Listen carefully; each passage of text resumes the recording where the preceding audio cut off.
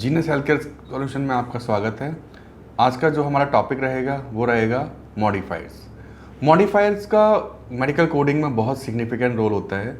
अगर किसी पर्सन को मॉडिफायर्स की अच्छी नॉलेज है तो वो सर्जरी में भी हेल्पफुल होता है, ईएनएम में भी हेल्पफुल होता है, डिनाइल्स कोडिंग में भी हेल्पफुल होता है।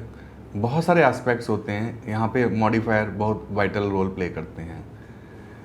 मॉडिफायर के बेस पे पेमेंट डिनाई भी हो सकती है, पेमेंट इंक्रीज भी हो सकती है और डिक्रीज भी हो सकती है। बट एक अच्छा कोडर बनने के लिए हमें मॉडिफायर का यूज़ बहुत अच्छे से करना आना चाहिए। तो मॉडिफायर होते क्या हैं? मॉडिफायर एक्चुअली 2 डिजिट्स नंबर्स होते हैं। ये अल्फ़ाबेटिक भी हो सकते हैं, अल्फ़ा न्यूमेरिक भी हो सकते हैं और न्यूमेरिक भी हो सकते हैं। मल्टीपल मॉडिफायर्स हैं, वो वन बाई वन हम डिस्कस करेंगे। किसी भी चीज़ को मॉडिफाई करने के लिए, सपोज एक फिजिशियन है जिसको किसी प्रोसीजर को करने में हाफ एन आवर लगता है, but due to some difficulty factor he spend almost 2 hour 3 hours. तो अब क्योंकि एक प्रोसीजर है जो हाफ एन आवर में हो जाना चाहिए, लेकिन पेशेंट को कुछ डिफ़िकल्टी प्रॉब्लम आई है या उसकी एनाटॉमी ऐसी है जहाँ पे एक्स्ट्रा टाइम लग रहा है फिजिशियन को, तो उस केस में फिजिशियन का जो पेमेंट सिस्टम है वो क्यों सफ़र करे। तो इसके लिए इंश्योरेंस कंपनीज और मेडिकेयर ने आपका मॉडिफायर्स बनाए हुए हैं। अब एक्स्ट्रा काम किया है उसको तो उसको उसका रिवार्ड भी मिलना चाहिए। तो इस केस में जो मॉडिफायर नॉर्मली यूज होता है वो 22 होता है। तो ये तो मैंने आपको एक एग्जांपल दिया है, ऐसे बहुत सारे एग्जांपल्स आएंगे, बहुत सारे मॉडिफायर्स आएंगे जो हम डिस्कस करेंगे। सबसे पहला मॉडिफायर जो हम डिस्कस करेंगे वो होता है आपका 22 मॉडिफायर। 22 मॉडिफायर कब यूज होता है? 22 मॉडिफायर यूज होता है अगर फिजिशियन ने कोई सर्जरी स्टार्ट की और उस सर्जरी को करने में उसको एडिशनल टाइम लग रहा है, किसी एनाटॉमी प्रॉब्लम की वजह से, किसी कॉम्प्लिकेशन की वजह से, कोई ना कोई ऐसा रीज़न है जहाँ पे फिजिशियन को एक्स्ट्रा टाइम स्पेंड करना पड़ रहा है, तो उस केस में 22 मॉडिफायर लगता है। जैसे ही कोडर 22 मॉडिफायर लगाता है, इंश्योरेंस कंपनी एक रिक्वेस्ट डाल देती है कि भाई हमें इसके मेडिकल रिकॉर्ड शेयर कीजिए, क्योंकि अगर आपने मेडिकल रिकॉर्ड शेयर नहीं किए तो पेमेंट होल्ड पे जाएगी, पेमेंट नहीं करेगी इंश्योरेंस कंपनी। तो 22 मॉडिफायर का बस एक यही ड्रॉबैक है कि जब भी आप 22 मॉडिफायर लगाते हैं तो medical record timely insurance company के पास पहुंच जाने चाहिए। अदरवाइज इंश्योरेंस कंपनी क्या करती है, पेमेंट डिले करेगी, होल्ड कर लेगी और सम केसेस में डिनाई भी कर देगी। तो 22 क्या करता है, आपका पेमेंट को इंक्रीज करता है। रूल वही है, मेडिकल रिकॉर्ड साथ में भेजना है और आपका जो डॉक्यूमेंटेशन है वो जस्टिफाई करे कि फिजिशियन को एक्स्ट्रा एफर्ट लगे थे प्रोसीजर परफॉर्म करने में। नेक्स्ट जो मॉडिफायर हमारा है वो है हमारा 25 मॉडिफायर। तो 25 मॉडिफायर जो होता है वो किसके साथ लगता है? इवोल्यूशन एंड मैनेजमेंट सर्विस के लिए। अब इवोल्यूशन एंड मैनेजमेंट सर्विस क्या होती है, पहले आपको वो आना चाहिए। तो इवोल्यूशन एंड मैनेजमेंट जो सर्विस होती है, जब कोई पेशेंट फिजिशियन के पास जाता है किसी कंसल्टेशन के लिए, स्क्रीनिंग के लिए, चेकअप के लिए, और उसके बदले में जो उसको पेमेंट करता है, that service called evolution and management service. तो 25 किस केस में लगेगा? अगर पेशेंट फिजिशियन के पास जाता है किसी प्रॉब्लम को लेके इवोल्यूशन एंड मैनेजमेंट के लिए, फिजिशियन ने evolution and management service provide कर दी, लेकिन ड्यूरिंग द विजिट फिजिशियन ने देखा कि पेशेंट को कुछ और इशू है जिसकी वजह से कोई माइनर सर्जरी करनी पड़ेगी और वो पेशेंट के कंसेंट के साथ में वो माइनर सर्जरी भी परफॉर्म करता है। तो उस केस में माइनर सर्जरी का यहाँ पे मीनिंग हुआ कि उसका ग्लोबल पीरियड है वो या तो 0 डेज हो या 10 डेज हो। अब ग्लोबल पीरियड क्या है? Global period kind of warranty होता है। जब भी हम कोई सामान खरीदते हैं तो हमें 6 मंथ्स की, 1 ईयर की वारंटी मिलती है। उस पीरियड में अगर कोई सर्विस कंपनी प्रोवाइड करती है due to some any defect, तो हमें free of cost service available होती है। उसी तरह से हर सर्जरी कोड का एक ग्लोबल पीरियड होता है, 0 डेज, 10 डेज या 90 डेज। तो 0 डेज एंड 10 डेज की जो कैटेगरी है वो माइनर सर्जरी में आती है और जो 90 डेज की कैटेगरी है वो मेजर सर्जरी में आती है। वापस आ जाते हैं। अगर किसी सर्जरी का ग्लोबल पीरियड 0 डेज है या 10 डेज है और वो इवोल्यूशन एंड मैनेजमेंट के साथ परफॉर्म हो रही है, बट यहाँ पे ध्यान देने बात ये है कि इवोल्यूशन एंड मैनेजमेंट और सर्जरी का रीज़न दोनों डिफरेंट होना चाहिए। अगर रीज़न दोनों के डिफरेंट हैं तो ही हम इवोल्यूशन एंड मैनेजमेंट के साथ 25 मॉडिफायर लगा सकते हैं। अगर रीज़न सेम है सर्जरी का और इवोल्यूशन एंड मैनेजमेंट का तो E&M सर्विस बिल नहीं होगी, ओनली सर्जरी कोड बिल होगा। ग्लोबल पीरियड की जो इन्फॉर्मेशन है वो आपको CPT बुक में नहीं मिलती है, वो आपको जो मिलती है वो मिलती है आपको सॉफ्टवेयर में, चाहे वो आपका एनकोडर हो, कोडिफाई हो या 3M हो, कोई भी सॉफ्टवेयर हो, वहाँ पे आप जब भी कोई CPT कोड डालेंगे सर्जरी का, उसका जो ग्लोबल पीरियड है 0 डेज है, 10 डेज है या 90 डेज है, आपके पास अवेलेबल हो जाएगा। उसके बेस पे आप डिसाइड कर सकते हो कि इसमें 25 मॉडिफायर जाएगा या नहीं जाएगा। बट अगेन आपका डायग्नोसिस इवोल्यूशन एंड मैनेजमेंट के साथ में और सर्जरी के साथ में डिफरेंट होना चाहिए। अगर डायग्नोसिस सेम है तो फिर evolution and management service code नहीं होगी। अब आता है आपका, जैसे मैंने आपको बताया था, ग्लोबल पीरियड 0 डेज होता है, 10 डेज होता है, 90 डेज होता है। तो जो 90 होता है वो मेजर सर्जरी का होता है। तो अगर सपोज पेशेंट इवोल्यूशन मैनेजमेंट के लिए आया और फिजिशियन ने मेजर सर्जरी प्लान कर दी, तो उस केस में क्या करेंगे? उस केस में आपका हम ये देखते हैं कि सर्जरी सेम डे हुई है या नेक्स्ट डे हुई है। 25 मॉडिफायर तभी लगता है जब evolution and management and surgery same day होनी चाहिए। एक तो माइनर सर्जरी होनी चाहिए और सर्जरी क्या होनी चाहिए, वो सेम डे होना चाहिए। अगर उसका डे सेम नहीं है तो आपका 25 मॉडिफायर लगाने की ज़रूरत नहीं है। लेकिन क्या मेजर प्रोसीजर के केस में भी ऐसा होता है?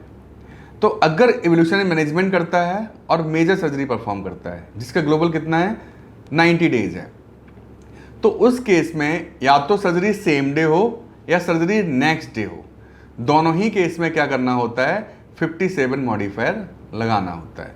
किसके साथ में? इवोल्यूशन एंड मैनेजमेंट के साथ में। अगर हम नहीं लगाएंगे तो इंश्योरेंस कंपनी हमारा क्लेम क्या कर देगी, डिनाई कर देगी। अब इस केस में आपका जरूरी नहीं है कि इवोल्यूशन एंड मैनेजमेंट और सर्जरी का डायग्नोसिस डिफरेंट हो। इस केस में डायग्नोसिस सेम भी हो सकता है।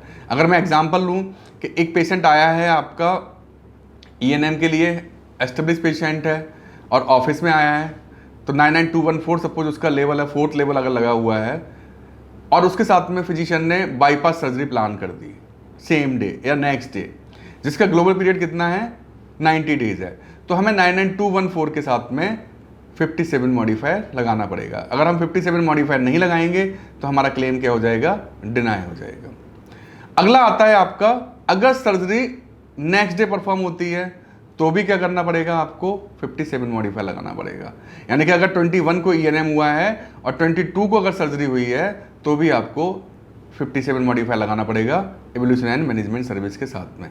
अब अगर यही चीज़ है कि 2 दिन का गैप है, यानी कि सर्जरी हुई है 23 को और E&M हुआ है 21 को, तो उस केस में आपको E&M के साथ में 57 मॉडिफायर लगाने की ज़रूरत नहीं है।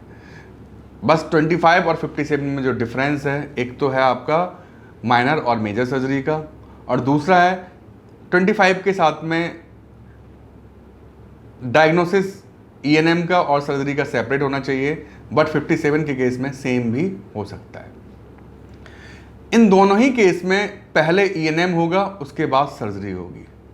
लेकिन कभी कभी ऐसा भी तो हो सकता है कि सर्जरी हो चुकी है और फिर पेशेंट E&M के लिए आए, तो ये सिनारियो भी आ सकता है। तो इस सिनारियो में क्या किया जाएगा? तो सबसे पहले हम ये चेक करेंगे, जब भी E&M के लिए कोई पेशेंट आया है, सबसे पहले हम ये चेक करेंगे कि लास्ट 90 डेज में उसकी कोई सर्जरी तो नहीं हुई है। अगर सर्जरी हुई है तो जो अभी करंट E&M है, क्या ये रिलेटेड टू प्रीवियस सर्जरी है? अगर हमारा आंसर यस होता है तो हमारा जो CPT कोड जाना चाहिए वो 99024 जाना चाहिए, जो 0 बिल के साथ बिल होगा। और अगर आंसर नो होता है, सपोज सर्जरी हुई है हिप के लिए और अब वो आया है आई प्रॉब्लम के लिए, तो आई और हिप का कोई कोरिलेशन नहीं है, तो उस केस में जो हमारा मॉडिफायर जाएगा वो जाएगा E&M सर्विस के साथ में 24 मॉडिफायर। अगर पेशेंट ग्लोबल पीरियड में है तो, अगर ग्लोबल पीरियड में नहीं है तो कोई मॉडिफायर लगाने की ज़रूरत नहीं है। तो बस आप जब भी ENM की सर्विस आए आपके पास में, आपको ये बस ये ज़रूर चेक करना है कि लास्ट 90 डेज़ में कोई सर्जरी तो परफॉर्म नहीं हुई है। अगर हुई है तो क्या वो रिलेटेड है या अनरिलेटेड है। रिलेटेड है तो 99024 कोड जाएगा, और अगर अनरिलेटेड है तो आपका जो कोड जाएगा वो जाएगा आपका ENM का कोड जाएगा, और उसके साथ में जो मॉडिफायर लगेगा वो लगेगा 24 मॉडिफायर। 24 मॉडिफायर तभी लगता है जब सर्जरी पास्ट में हो चुकी है और पेशेंट ग्लोबल पीरियड में चल रहा है। तो ये जो हमने मॉडिफायर डिस्कस किए थे 24, 25 और 57, ये सिर्फ और सिर्फ ENM सर्विस के साथ लगते हैं, ये कभी सर्जरी के साथ नहीं लगते हैं। नेक्स्ट मॉडिफायर है हमारा 26 मॉडिफायर। तो 26 मॉडिफायर जो होता है यूज होता है आपका प्रोफेशनल सर्विस के लिए यूज होता है, और जो TC मॉडिफायर है वो आपका टेक्निकल कंपोनेंट के लिए होता है। नॉर्मली जो 26 मॉडिफायर है ये रेडियोलॉजी सर्विस में यूज होता है। अब इसमें होता क्या है, एक रेडियोलॉजिस्ट है, उसने अपना सेटअप बनाया, अपना मशीन्स लगाए हैं, टेक्नीशियन हायर किया है और रिपोर्ट भी खुद बना रहा है।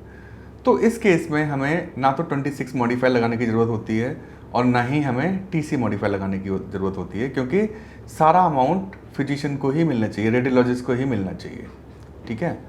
लेकिन कभी कभी क्या होता है, थोड़ा सा चेंज हो जाता है सिनारियो रेडियोलॉजी के केस में।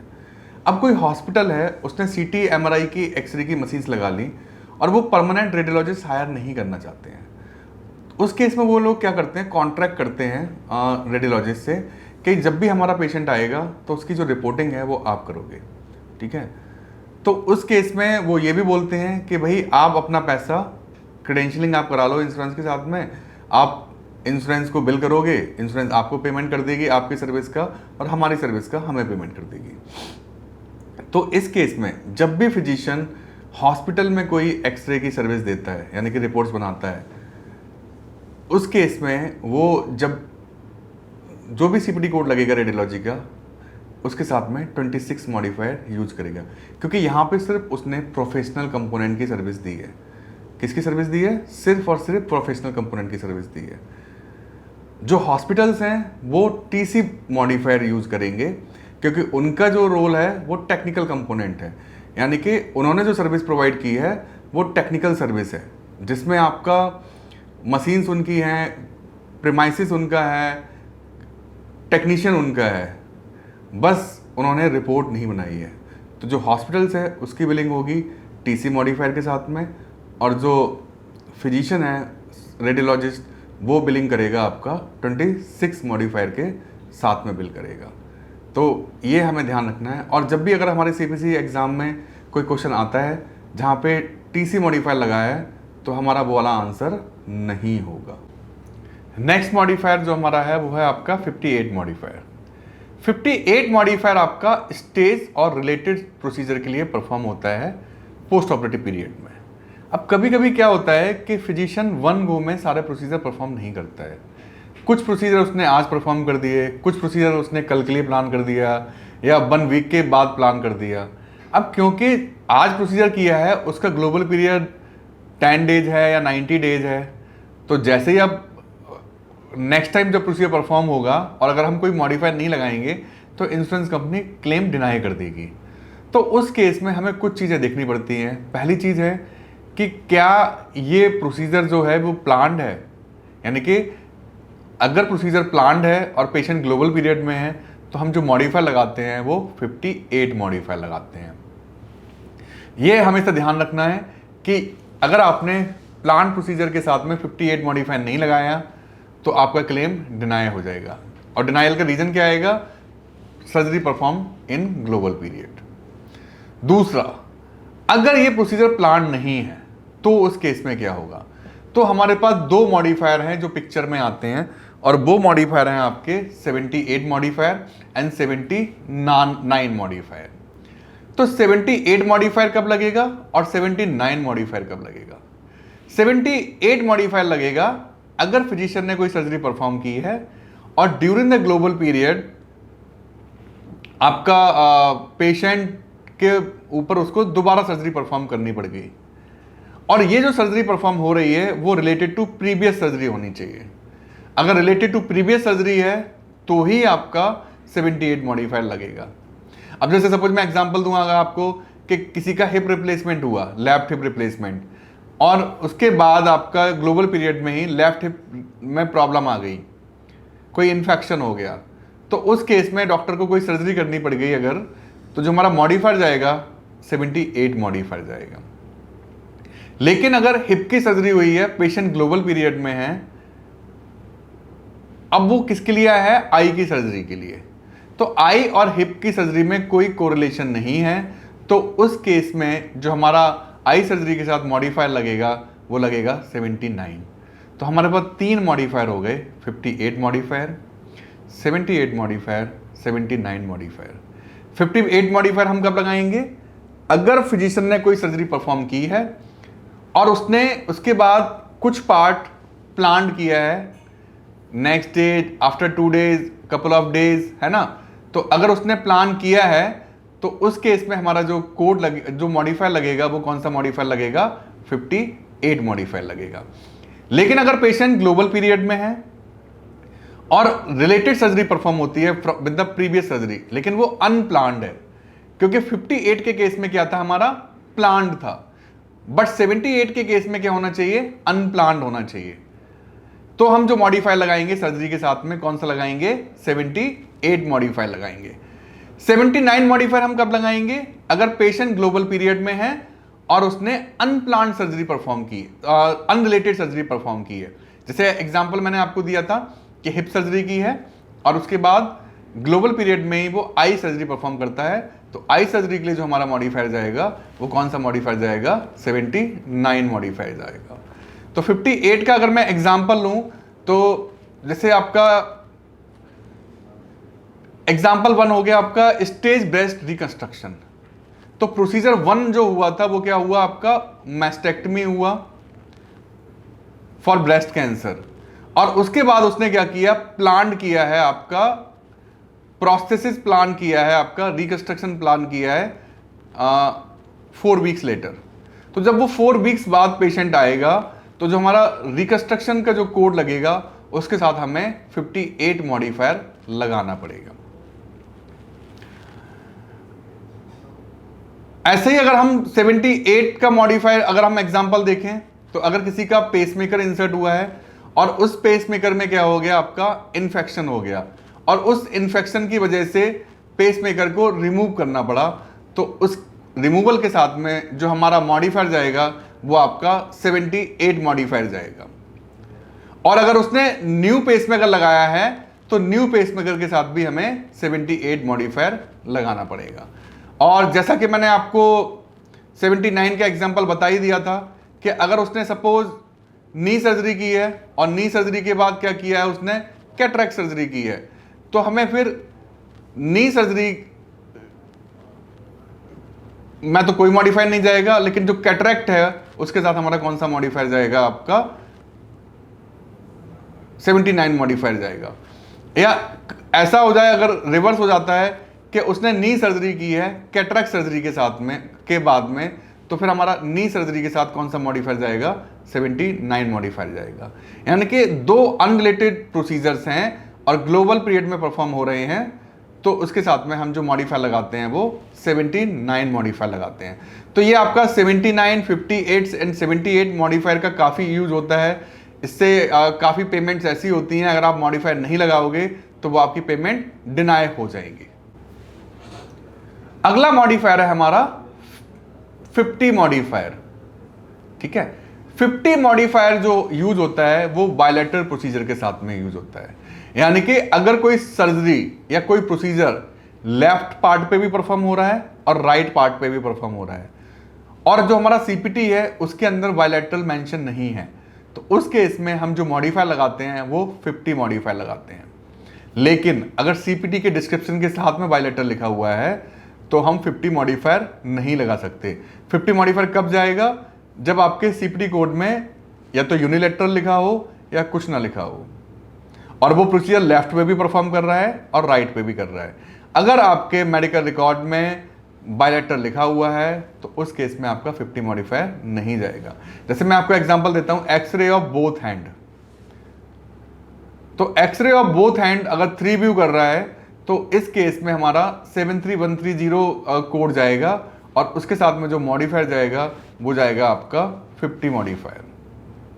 अगर ये केवल लेफ्ट हैंड पे करता या केवल राइट हैंड पे करता तो उस केस में जो हम मॉडिफायर लगाते वो लगाते आपका या तो LT लगाते या फिर आपका RT लगाते।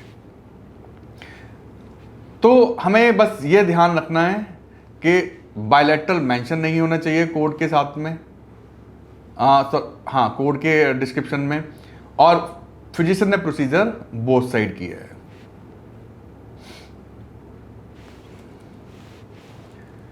उसके बाद हमारा जो मॉडिफायर आता है आपका, क्योंकि हमने बायलैटरल का डिस्क्रिप्शन अभी पढ़ा है, तो इसके साथ में अगर हम ये देखें कि लेफ्ट और राइट पे प्रोसीजर परफॉर्म हो रहा है तो लेफ्ट के लिए हम LT मॉडिफायर लगाते हैं और राइट के लिए हम RT मॉडिफायर लगाते हैं। अगला मॉडिफायर हमारा है 51 मॉडिफायर।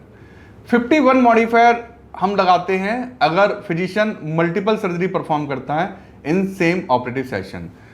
51 मॉडिफायर के कुछ रूल्स हैं। ये मॉडिफायर हमेशा सर्जरी के साथ लगता है, पहला रूल। कभी भी आप इसको ENM सर्विस के साथ नहीं लगाओगे।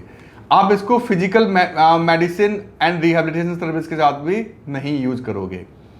एड ऑन के साथ में कभी 51 मॉडिफायर नहीं लगता है एंड वैक्सीन के साथ भी 51 मॉडिफायर नहीं लगता है।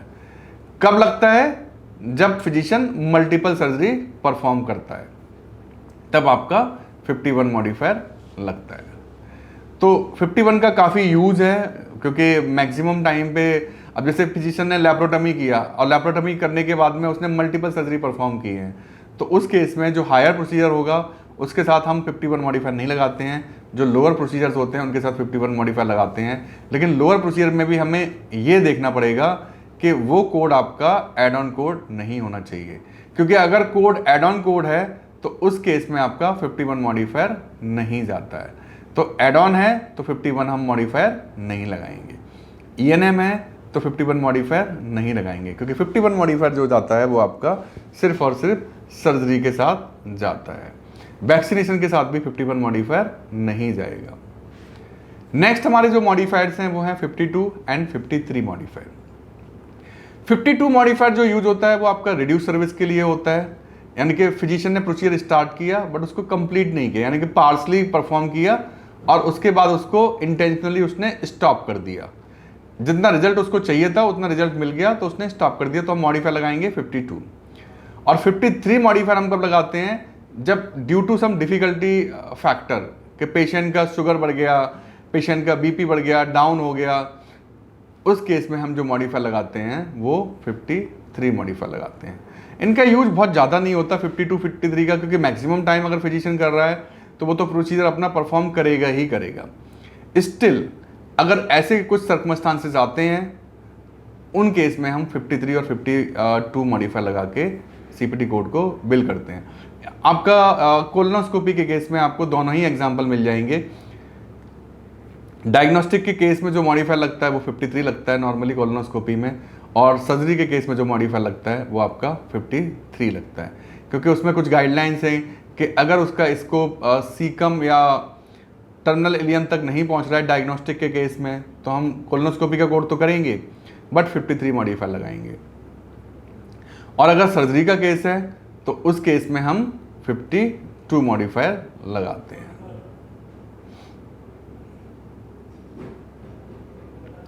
नेक्स्ट आता है आपका 59 मॉडिफायर। 59 मॉडिफायर का बहुत वास्ट यूज होता है। 59 मॉडिफायर जो होता है उसका यूज क्या है? बहुत वास्ट यूज है। 59 मॉडिफायर अनबंडलिंग के लिए नॉर्मली यूज होता है। अगर 2 सर्विस फिजिशियन ने परफॉर्म की हैं तो उनको अनबंडल करने के लिए 59 का यूज होता है। कुछ साल पहले मेडिकेयर ने 59 मॉडिफायर का यूज बंद कर दिया था और उसके जगह पे उन्होंने 4 मॉडिफायर निकाल दिए थे जो हैं आपके XE, XS, XP, XU। XE होता है आपका सेपरेट एनकाउंटर, यानी कि procedure perform at different encounter on same day, यानी कि एक दिन में अगर 2 एनकाउंटर परफॉर्म हुए हैं तो हम उसको क्या मानेंगे? XE मॉडिफायर से डिफरेंशिएट करेंगे। XS लगता है आपका सेपरेट स्ट्रक्चर पे, procedure perform on different organ और स्ट्रक्चर। XP लगता है आपका सेपरेट प्रैक्टिशनर, यानी कि procedure perform by a different physician और प्रोवाइडर, यानी कि एक प्रोसीजर किसी दूसरे फिजिशियन ने परफॉर्म किया है, दूसरा प्रोसीजर किसी दूसरे फिजिशियन ने परफॉर्म किया। और XU होता है आपका ओवरलैपिंग साइट्स के लिए होता है। Service does not overlap usual components of another procedure, तो उस केस में क्या यूज होता है? XU। बट अभी भी कुछ कमर्शियल इंश्योरेंस कंपनीज हैं वो 59 मॉडिफायर एक्सेप्ट करती हैं और ये वाइडली यूज अभी भी होता है। बट मेडिकेयर के केस में हमें अवॉइड करना चाहिए कि हम 59 मॉडिफायर ना लगा के जो मॉडिफायर लगाते हैं वो कौन सा लगाते हैं आपका XE, XS, XP and XU। बहुत सारे इसमें रूल्स हैं, जैसे सपोज डिब्राइडमेंट कर रहा है फिजिशियन, और डिब्राइडमेंट सबकुटेनियस लेवल तक है और मसल लेवल तक है, बट बॉडी पार्ट डिफरेंट है, तो हमें इसमें सबकुटेनियस लेवल के साथ में 59 मॉडिफायर लगाना पड़ेगा। अगर हमने 59 मॉडिफायर नहीं लगाया तो हमारा क्लेम डिनाई हो जाएगा। या एक दिन में ही उसने 1 व्यू चेस्ट एक्सरे भी किया है और 2 व्यू चेस्ट एक्सरे भी किया है, तो इस केस में भी हमें 59 मॉडिफायर लगाना पड़ेगा 1 व्यू के साथ में, अदरवाइज हमारा क्लेम डिनाई हो जाएगा। तो 59 मॉडिफायर का यूज आप जब प्रैक्टिकली जितना ज़्यादा करोगे उतना आपको ज़्यादा समझ में आएगा। थियोटिकली आपको बस थोड़ा बहुत आइडिया होना चाहिए, क्योंकि 59 के लिए नॉर्मली हम CCI एडिट का यूज़ करते हैं, जो कि जैसे मैंने आपको बताया था एनकोडर प्रो, कोडिफाई या फिर आपका 3M सॉफ्टवेयर है, वहाँ पे आपको इन्फॉर्मेशन मिलेगी कि ये 2 कोड बंडल हैं और अनबंडल हो सकते हैं विद 59 मॉडिफायर। उसके बाद हमारा जो नेक्स्ट मॉडिफायर है वो हमारा है 62 मॉडिफायर। 62 मॉडिफायर जो यूज होता है वो को सर्जन के लिए यूज होता है। अगर एक ही ग्रेड के 2 सर्जन सेम प्रोसीजर को परफॉर्म करते हैं तो उस केस में दोनों सर्जन जो होंगे वो आपका 62 मॉडिफायर लगाएंगे। जैसे सपोज पेसमेकर है, पेसमेकर 2 लोग परफॉर्म कर रहे हैं तो दोनों ही सर्जन क्या करेंगे? 62 मॉडिफायर लगाएंगे। नेक्स्ट मॉडिफायर है हमारा 63 मॉडिफायर। 63 मॉडिफायर जो हम लगाते हैं वो उन पेशेंट में लगाते हैं जिनका वेट लेस देन 4 kg होता है। अब लेस देन 4 kg है तो वो न्यूनेटल ही होगा, तो अगर किसी न्यूनेटल का वेट 4 kg से कम होता है तो उस केस में 63 मॉडिफायर लगा देते हैं।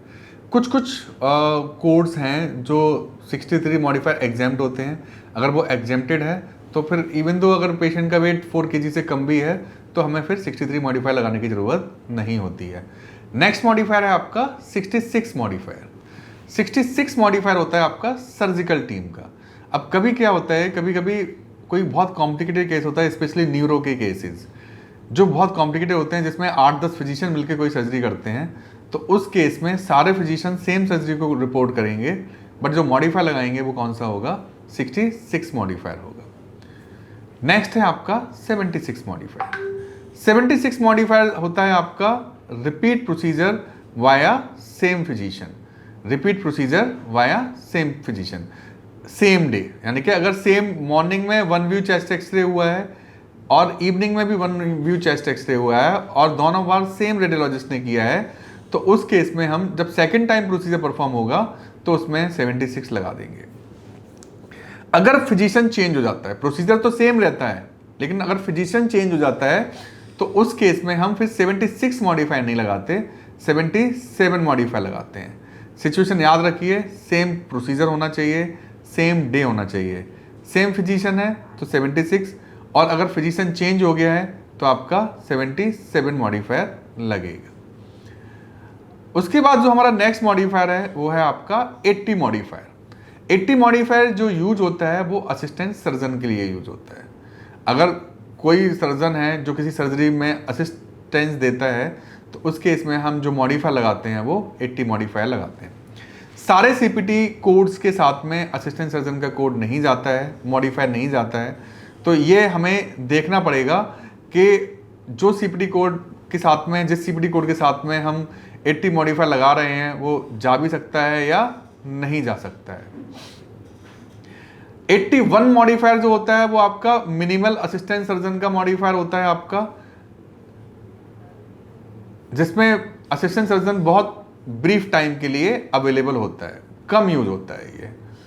82 है आपका assistant surgeon when no residence available. अगर रेजिडेंस अवेलेबल नहीं है उस केस में अगर असिस्टेंट सर्जन असिस्ट करा रहा है तो हम 82 मॉडिफायर लगाएंगे। अगेन सबसे ज़्यादा जो मॉडिफायर का यूज़ होता है वो 80 मॉडिफायर का होता है। 81 और 82 तो बहुत रेयर मॉडिफायर हैं। उसके बाद आते हैं हमारे फिंगर्स के मॉडिफायर। अब फिंगर्स के जो मॉडिफायर हैं हमारे 10 फिंगर्स हैं, तो फिंगर्स का जो मॉडिफायर है वो FA से स्टार्ट होता है, यानी कि लेफ्ट थंब से स्टार्ट होगा। जितने भी मॉडिफायर हैं अगर वो लेफ्ट राइट में अगर लगते हैं तो हमेशा कहाँ से स्टार्ट होते हैं, लेफ्ट से स्टार्ट होते हैं। तो फिंगर का जो मॉडिफायर स्टार्ट होता है वो लेफ्ट थंब से स्टार्ट होता है, FA। उसके बाद F1, F2, F3, F4। फिर आपका राइट हैंड थंब आ जाएगा F5, F6, F7, F8, F9। अगर मैं देखूं आपका लेफ्ट हैंड मिडिल फिंगर का जो मॉडिफायर होगा वो क्या होगा, आपका F2 हो जाएगा, रिंग फिंगर का F3 हो जाएगा एंड लिटिल फिंगर का F4। सिमिलरली हमारा राइट हैंड थंब का F5 हो जाएगा और उसके अकॉर्डिंग बाकी मॉडिफायर्स भी लग जाएंगे। तो जब भी कोई प्रोसीजर आपका थंब पे परफॉर्म हो रहा है या फिंगर पे परफॉर्म हो रहा है तो हमें उसके अकॉर्डिंग मॉडिफायर लगाने होते हैं। सेम मॉडिफायर हमारा जो होते हैं टो में यूज होते हैं, बट F की जगह वो T मॉडिफायर्स होते हैं। अगेन TA से स्टार्ट होगा, यानी कि ग्रेट टो, फिर second toe, third toe, fourth toe and fifth toe. फिर आपका राइट फुट में आ जाएगा आपका, ठीक है, राइट ग्रेट टो, और उसके बाद में first toe, second toe, third toe उस तरह से यूज करेंगे। तो ये आसान है, अगर एक बार हमें ये पता लग जाए कि हम हमेशा लेफ्ट से स्टार्ट करते हैं और पहले अगर हैंड है तो थंब आएगा और अगर फुट है तो आपका टो है तो आपका क्या आएंगे, टी मॉडिफायर आते हैं, TA, T1, T2, T3, T4। उसके बाद जो हमारे मॉडिफायर्स आते हैं वो आते हैं आपके आईलिड के मॉडिफायर्स। आईलिड के जो मॉडिफायर्स हैं वो हैं आपके E1, E2, E3, E4। Again left upper eyelid, left lower eyelid, right upper eyelid, right lower eyelid. तो ये भी मॉडिफायर कहाँ से स्टार्ट होते हैं, आपके लेफ्ट से ही स्टार्ट होते हैं। अब इसमें अगर फिजिशियन प्रोसीजर जो परफॉर्म कर रहा है वो बायलैटरल प्रोसीजर परफॉर्म कर रहा है तो उस केस में हम E1, E2, E3 मॉडिफायर नहीं लगाते हैं, 50 मॉडिफायर लगाते हैं। और अगर वो यूनिलेटरल प्रोसीजर परफॉर्म करेगा तो उस केस में हम जो मॉडिफायर लगाएंगे वो E1, E2, E3 या E4 लगाएंगे। बट बायलैटरल है तो 50 मॉडिफायर जाएगा। उसके बाद जो हमारे पास मॉडिफायर्स आते हैं वो हमारे पास कॉर्नरी आर्टरी के मॉडिफायर्स हैं। कॉर्नरी के जो आर्टरी के जो मॉडिफायर्स लगते हैं वो है आपका RC, right coronary artery, LC, left circumflex, LD, left anterior descending, RI जो होता है वो आपका रेमस इंटरमीडियस के लिए होता है और LM होता है आपका लेफ्ट मैन आर्टरी के लिए। तो जब भी आपका फिजिशियन एंजियोप्लास्टी करेगा तो उस केस में राइट कॉर्नरी का हम RC मॉडिफायर लगाएंगे, लेफ्ट सर्कमफ्लेक्स का LC, LD लगाएंगे हम left anterior descending, LM left man and RI लगाते हैं रेमस इंटरमीडिएट्स के। उसके बाद जो हमारे अगले मॉडिफायर्स है वो है हमारा Q6 मॉडिफायर। Q6 मॉडिफायर जो होता है वो आपका लोकम टेनम के लिए यूज होता है। अब लोकम टेनम क्या होता है, अगर कोई फिजिशियन लॉन्ग लीव पे गया हुआ है और हॉस्पिटल ने उसकी एब्सेंस में एक अल्टरनेट अरेंजमेंट किया हुआ है other than the hospital physician, तो उस फिजिशियन को हम लोकम टेनम मानते हैं। और इस केस में जो भी वो ENM की सर्विस प्रोवाइड करवाएगा उसके साथ में हम Q6 मॉडिफायर लगाएंगे। नेक्स्ट है आपका QW मॉडिफायर। ये आपका क्लियर वेव टेस्ट में लगता है। अगर आपके मेडिकल रिकॉर्ड में क्लियर वेव लिखा हुआ है तो आप उस लैब के आप CPT कोड के साथ में QW मॉडिफायर लगा दोगे। अगर प्रोसीजर रिपीट ना होके लैब रिपीट हो रही है तो फिर हमारा 91 मॉडिफायर लगता है जो कि आपका मेडिकल नेसेसिटी के लिए होता है। तो ये जो मॉडिफायर हमने डिस्कस किए हैं अभी तक ये काफ़ी इंपॉर्टेंट मॉडिफायर्स हैं जो आपके डे टू डे प्रोडक्टिविटी में आपके यूज होते हैं। कुछ हिकपिक्स हॉस्पाइस के मॉडिफायर्स होते हैं, GB, GW, वो भी आप लोग देख सकते हैं, ज़्यादा यूज होते नहीं हैं। और आपके AVN मॉडिफायर्स होते हैं GA, GX, GY, ये भी इतना ज़्यादा यूज नहीं होते हैं। तो जो मैंने कॉमन मॉडिफायर्स हैं वो सारे डिस्कस किए हैं, ठीक है। बाकी का आपको वीडियो एक्सेस के लिए आप हमारे ऐप पे जाएंगे या हमारे यूट्यूब चैनल पे आपको मिल जाएगा। और बाकी के कोई इन्फॉर्मेशन अगर आपको और चाहिए, कोई ट्रेनिंग से रिलेटेड या फिर आपको कोई स्पेशलिटी की ट्रेनिंग चाहिए, चाहे वो सर्जरी हो, ENM हो, IVR हो, रेडियोलॉजी हो, तो उसके लिए आप हमें कनेक्ट कर सकते हैं 9911593677 पे।